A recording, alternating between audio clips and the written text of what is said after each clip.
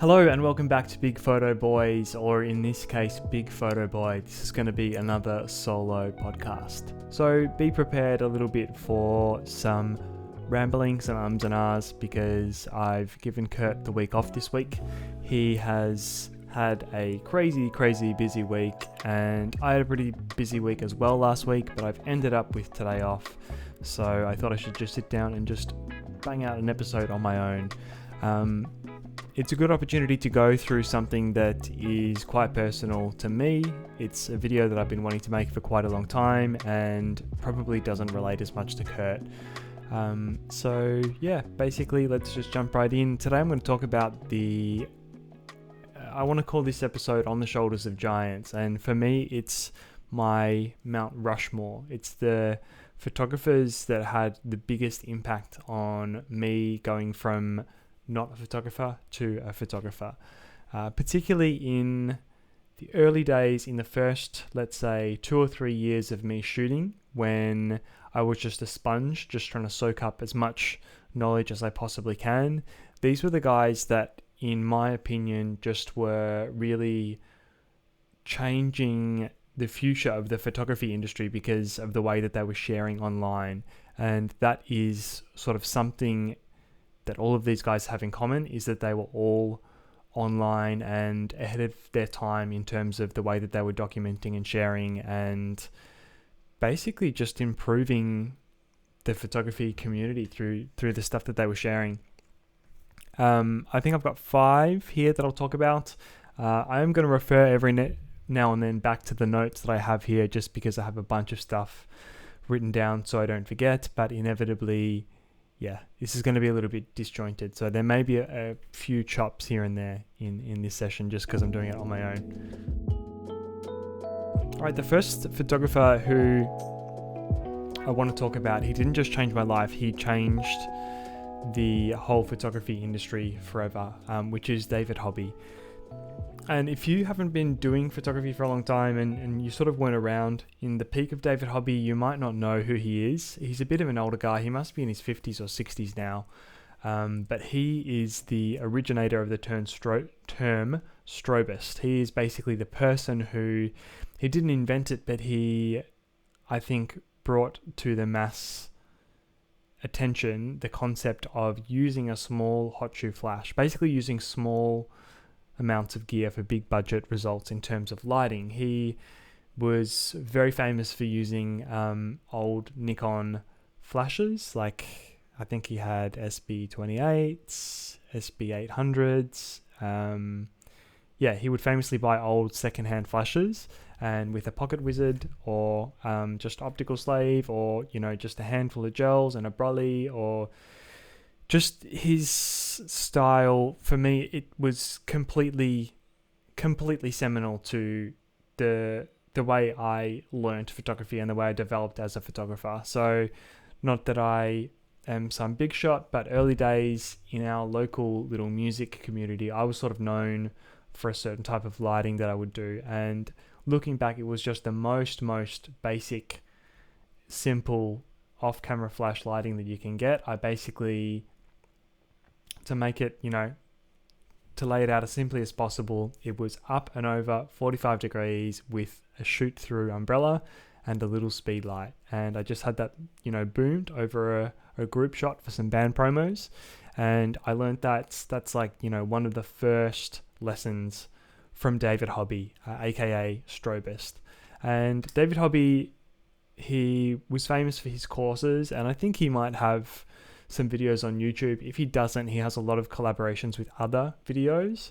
I might have even found him originally through Digital Rev, through their YouTube videos. I can't remember exactly, but he had a blog called Strobist 101, or it might have been just strobist.blogspot, something like that.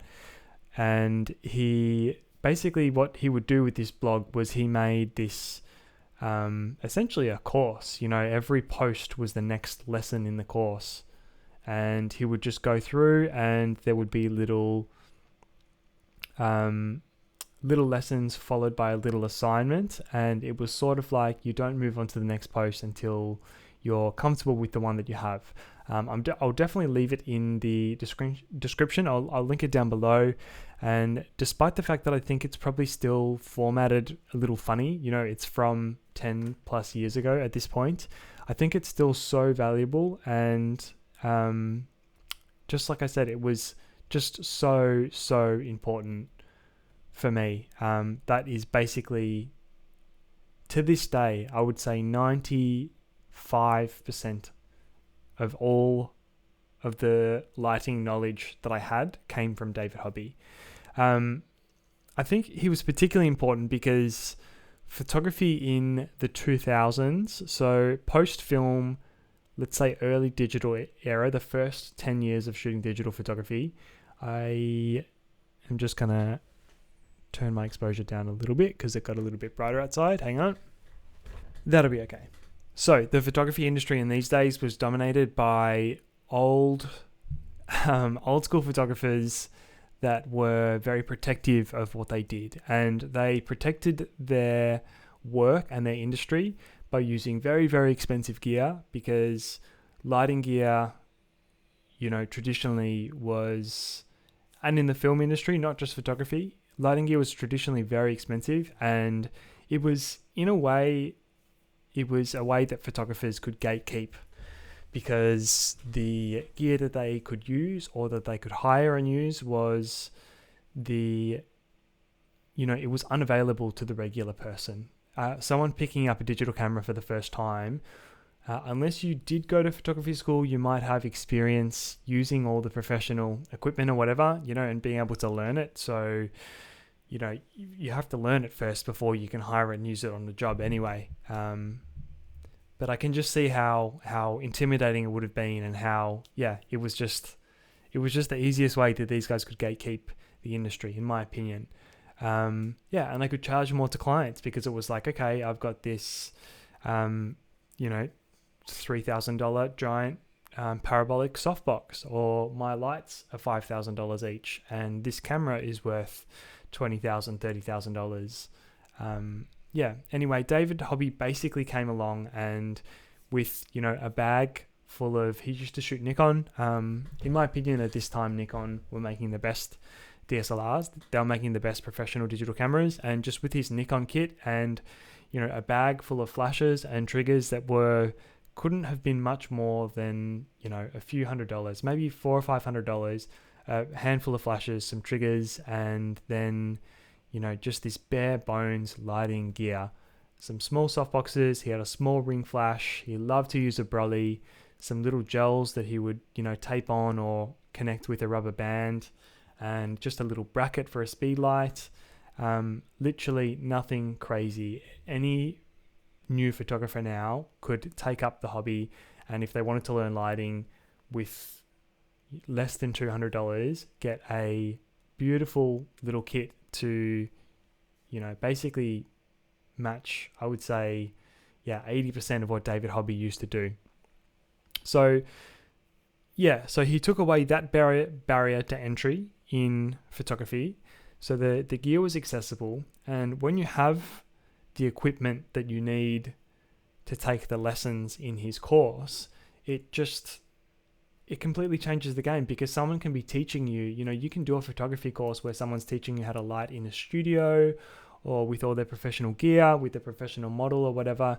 But the truth is, if you don't have the access to all that stuff when you need it, how can you learn it and be comfortable with it and be happy to charge money if someone is going to hire you to, essentially rent that gear and use it on their job?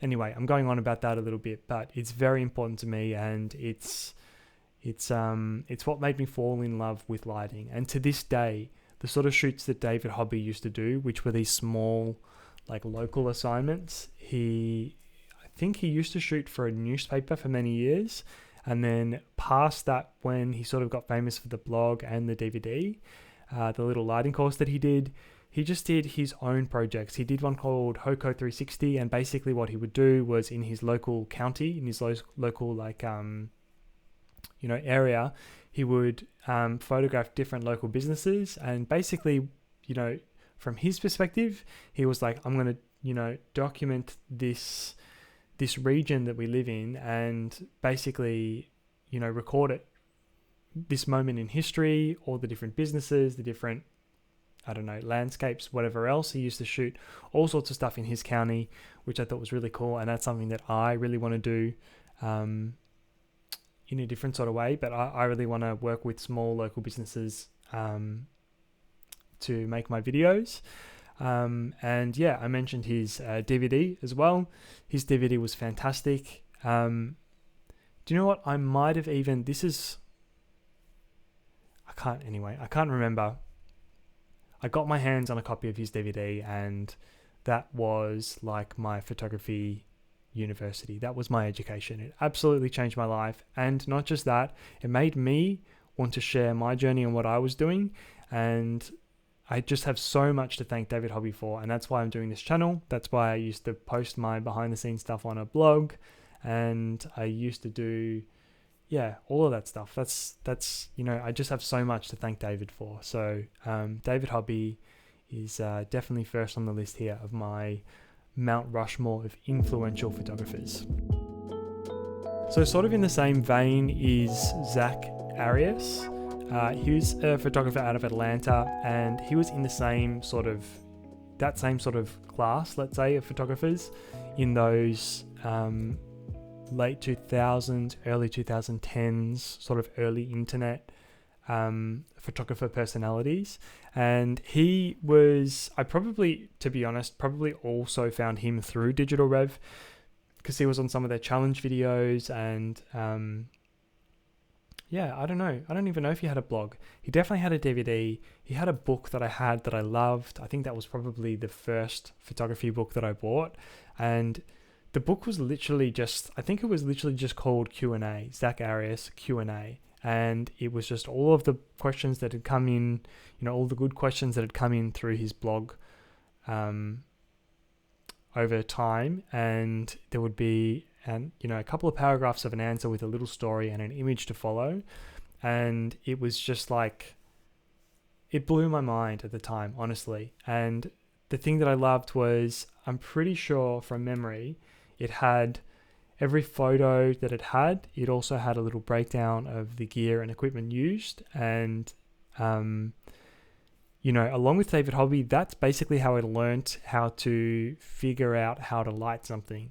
Again, I'm no expert. I'm not claiming to be the guru, but he basically taught me the process of looking at a photo and trying to work out how it was lit and the steps that you use to do that. His book was fantastic. His DVD was really good as well. Similar to David Hobby, he had a little, like a little mini course, and it was called One Light with Zack Arias, I think. And basically it was start to finish how an off-camera flash works, the different types of flash that you would use. He would do 3 or 4 different assignments, and every job he would use only one light. So again, keeping it simple, very accessible. The gear that he used was nothing out of the ordinary, and it was just such a great way to learn. It wasn't my first exposure to this. I think I might have found him after David Hobby. But yeah, Zack was I really liked his take on things because he had so much personality compared to David Hobby. David Hobby is like the Steve Jobs. He wears sort of daggy clothes and New Balance, and he's a dad, and he wears glasses, and he's balding, and he's that just like sweet, like daggy uncle vibe. And I think that's kind of cool in itself that he's just unapologetically him. But Zack, on the other hand, is way up the other end. He's got this big beard. He always had cool glasses on and tattoos, and quite opinionated with the things that he would say. But also just, he was, to be honest, he was a breath of fresh air. He was unorthodox and outspoken, but he just had an approach that it's hard for me to put into words. He's not even... I remember looking him up recently, and his online presence is not huge now. I think he still works as a commercial photographer and a portrait photographer, probably still in Atlanta. His kids are shooting now as well. I forgot what his son's name is. I know Hawk is one of his sons. But yeah, they're photographers in their own right, which is really cool. Another thing that drew me to him was he used to shoot a lot of bands, and this is a little bit of a common theme with a few of the people that I'm going to talk about today, and they got their start through music photography, which I think is actually a great place to start, to be honest, because the pressure is off. Local bands always need photography, or they always want photography, because that makes them feel cool. They can use it to promote their stuff, and you can also get very important hands-on experience, meeting new clients, working to a brief, or, if you want, you can set the brief yourself. You could approach a band, hey, I've got this idea. I think we could do this. I think it could be cool. That's very much how I started shooting for other people. But yeah, Zack Arias, he also was involved in that sort of music photography scene. I don't know what else I can really say about him. He was just unashamedly who he was and sharing openly. He was never one to try and, hold back and keep his secrets and protect, his little niche. And I think that that's why I'm still talking about him today in 2022, because he was so generous. I think he still has a relationship with Fuji. He shoots Fuji cameras and tests new Fuji cameras, and I don't think there's anything else I can say about Zack, but very, very influential for me. And if you haven't heard of him, I highly recommend you check him out. On the music photography kick, I could not talk about music photography and learning music photography and growing as a music photographer without mentioning Adam Elmakias. Adam does not get the credit that he deserves, because in a way it's like every photographer knows how obvious it is. And when I used to do the music photography podcast, in a way I would try and not mention Adam Elmakias, because it was just it was too obvious, right? He was too big, and he was too he was everybody's hero, put it that way. Every music photographer looked up to this guy. He basically invented the genre. Modern music, in my opinion, modern music photography as it is the reason that there are so many people that have jobs touring with bands full times, and the way it's evolved is very much because of the path that he cut. Talk about on the shoulders of giants. Basically he created a job for himself that really wasn't commonplace, which was, full-time part of the band entourage and creating digital content, because 10 years ago, it just wasn't something that happened. Photography wasn't as instant as it is now. Nowadays, bands often will tour with photo and video, and those guys are editing on the road, passing content on, and making sure they've got fresh stuff for a band every single day. Adam, I think I first fell in love with Adam's photos because, again, he just used to do fantastic off-camera flash portraits. His band promos were second to none, the best in the world. And he started off in heavy music and pop punk and alternative, the real Warped Tour vibe, which at the time, let's be honest, for a music photographer, for a young music photographer, it was the holy grail. That was what we all wanted to do. We all wanted to be Adam Elmakias and get on Van's Warped Tour and sleep in a bunk in a bus with a young, cool band and just live that lifestyle. He was the guy, basically. And when someone is so big, a band is so good that it becomes not cool to talk about that band. That's how big Adam Elmakias was. Not that it was ever uncool, but I think just speaking to other photographers, it was just too obvious to like him. But the truth is, we were all emulating him because he was untouchable. He was the guy. Let's put it that way. Even though there was a bunch of, just reading my notes here, there were probably a bunch of photographers coming up with him at the same time, around the same level. But what put him apart from those guys was just the sincerity. Anytime he would make a video or write on his blog or whatever, he was just so sincere, because it really is an industry that's so competitive. You know, like the local photography scene, there's a lot of kids fighting over a small amount of good bands, right? Anyone can shoot a band. There's a million bands, but the good bands in your local area, there might be like, let's say 3 or 4 good ones, and each of those bands is going to have their own guy, or there's going to be one guy who's got all the best bands and everyone else is fighting for the other ones. So yeah, Adam was a big inspiration because no one else was really sharing what they did.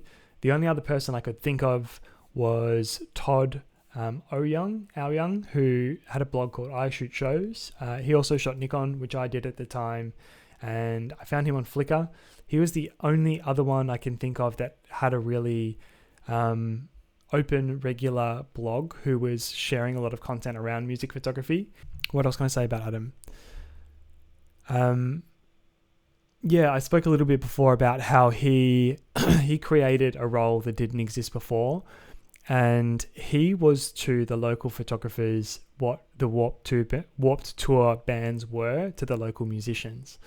So the way that we would go to shows, you know, or the way that kids would go to shows to want to meet their favorite artists, all of the local photographers, this is my perspective of what I saw going on the Warped Tour.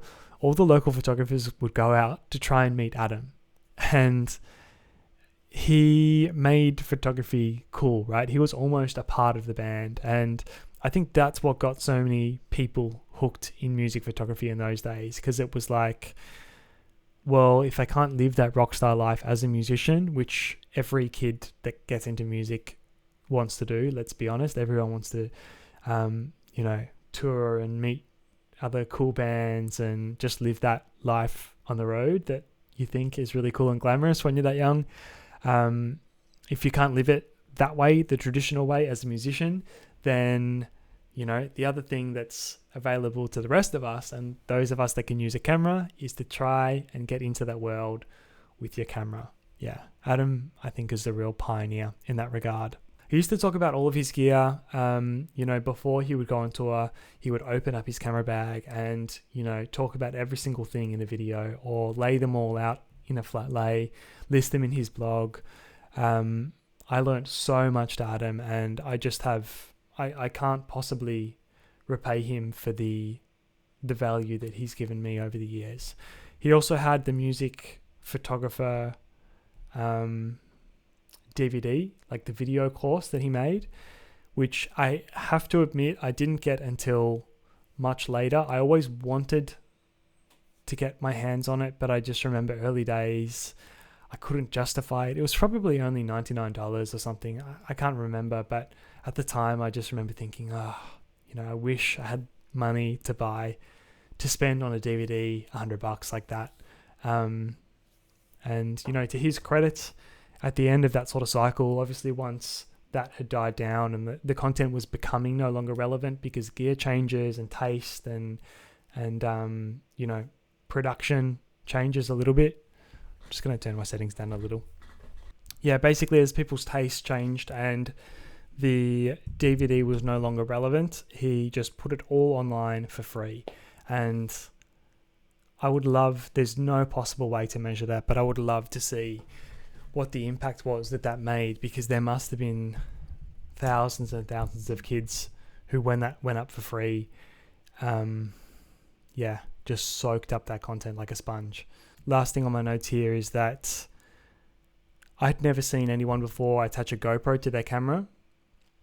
He was very, very early on with that. In fact, I think he made the mount where he put it on the lens hood of his 24-70 or something like that, and shooting a concert, a POV style shoot of a concert, just absolutely blew my mind. And I just knew that was something that I really wanted to do.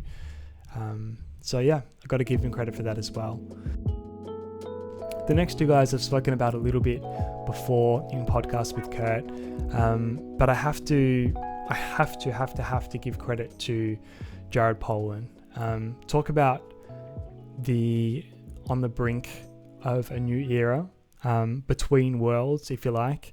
Jared was so early in the YouTube game, like crazy early.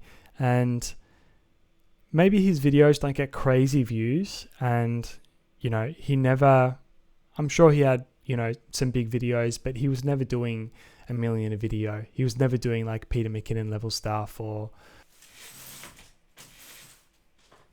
All right, we're doing it like this now. So Jared was really early on Gary Vaynerchuk. I don't know how he discovered him. I think he might have followed him on Wine Library TV. That could be wrong. I'm not sure. But he must have gone to an event or something. He met Gary and he used to plug Gary on his channel. No joke, it must be 10 years ago. And it was funny because I'm pretty sure Jared Pollan was bigger than Gary V then. And I can only assume that Gary has had a big influence on what Jared has done, because Jared, like, his consistency is off the charts. Like, as far as I know, I don't think he's ever taken like an extended break on YouTube. Like, how a lot of people... not naming any names, Peach. A lot of people step away and come back, or they burn out and they need some time away. As far as I know, Jared has been pretty consistent on YouTube for like literally 10 years. So the fact that he was so outspoken and, in a really important time in my career and photographic life, and that is, the time when I'm looking for someone to agree with. Right, so Jared basically had all these opinions. Like, he went to photo school, he worked in a camera store. I think he shot a lot of sports. I think he was famous for shooting sports, and he had a lot of opinions. So as a new photographer, when you don't know anything, when you find someone that you like and you vibe with online, if they have a strong opinion about something without you even realizing, that becomes your opinion. So there's a few things, for example, like, Jared would always bang on about how he would never crop after the fact. He would always crop in camera, right? Get his composition right in the camera. That was something that stuck with me for so long. And, he used to say stuff like glass. And that just means you invest money in your lenses, not so much the camera bodies, because the camera body is going to change every couple of years, right? Technology changes, things improve, and the good glass will stay with you all the way through. Excellent advice, or things like, I remember for the longest time I hated filters on the front of my lens, and basically he would just talk about how filters, for example, like a UV filter, he would say that's the job of the UV filter is, that's just an add-on at the camera store. That's the easiest way that a photographer can make a commission, is by every time they sell a lens, they say, well, if you want to protect this from scratches and dust and sand and grit and whatever, buy this filter for $80. And it's just like pure markup, right? It's just, So for the longest time, I never used filters on my camera. Anyway, some of those opinions I now disagree with, or I did disagree with, but it's important, I think, to have someone to sort of look to set you on a path. And it's crazy looking back to think of how many people must Jared have influenced. Now, Jared Pollan gets a bit of shit online now. Like, if you go into his comment section, there'll be a lot of old sort of like diehard Jared Pollan fans. To be honest, I think the reason that he's not bigger than he is because people are very into it at the start of their journey. And once you get a little bit more knowledge or a little bit more skill with the camera, then you sort of fall off, because I think Jared's audience is very much new photographers or non-professional photographers. And I think the reason that he gets so much hate in the comments is because the people that are writing those things, the videos are not made for them.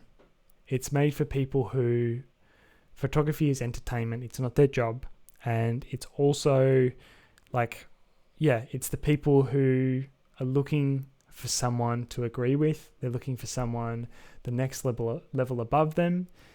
Jared, the very clever thing that he did was he basically would make a review of every single lens, and then you would find him through searching for videos about that lens, and you'd go down the Jared Pollan rabbit hole. You consume all his content.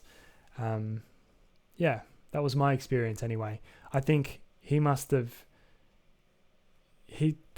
indirectly he must have influenced hundreds of thousands, if not millions of photographers, whether they would admit it or not.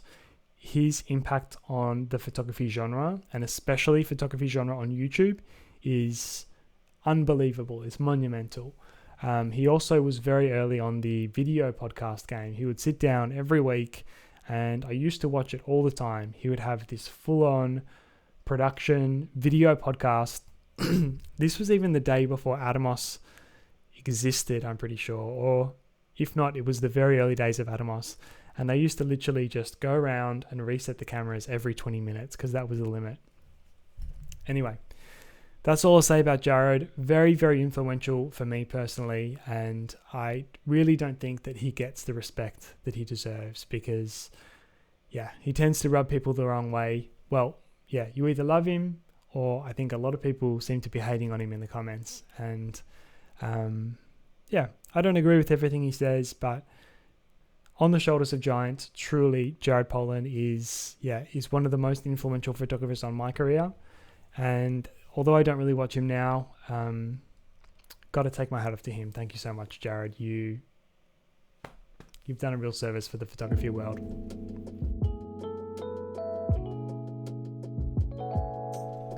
All right, the last one, very similar to Jared Polin. I have Matt Granger, and talk about consistency. Again, just this guy was here from the very, very beginning. I don't know why these guys started so early, like what they thought was going to happen, because it certainly didn't look like a career path at that point. But yeah, despite the fact that Matt doesn't get crazy views these days, he was just so instrumental in beginning photography for me.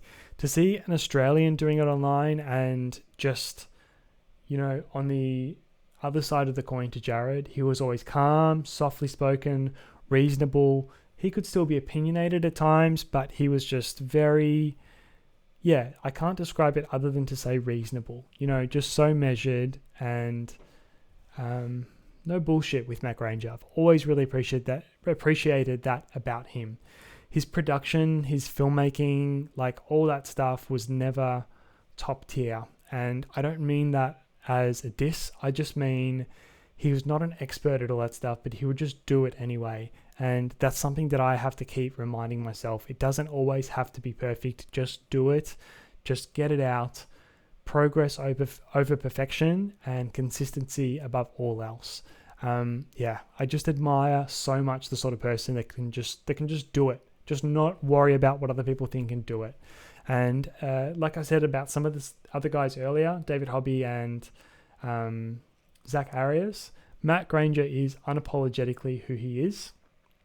He's got the sort of shoots that he loves. He does the art nude portraiture, and again, something he gets a bit of shit for just because he's like, a middle-aged balding white man. People like to, call him out and say that he's creepy or whatever, but I've never ever got that vibe from Matt. Matt has always been to me in those sort of situations just very professional, very calm. He's always had a different good looking girl by his side, and I think he realized very early on that a way to get clicks and get views on YouTube was to have a pretty girl in the thumbnails, or perhaps a little bit of cleavage or something like that. And I don't think that's wrong at all. I don't think he did that in a creepy way. I think it was just like, I need to demonstrate this, and if I'm gonna demonstrate, if I'm gonna teach and make it engaging, why not make it with someone attractive, basically someone who, according to the audience, and I can only assume that most of Matt's audience is males, and probably males, of a certain age. I would say, 25, 30 above. I don't think, I've never got a creepy vibe from Matt. I've always found him as sincere and just really smart in his own way.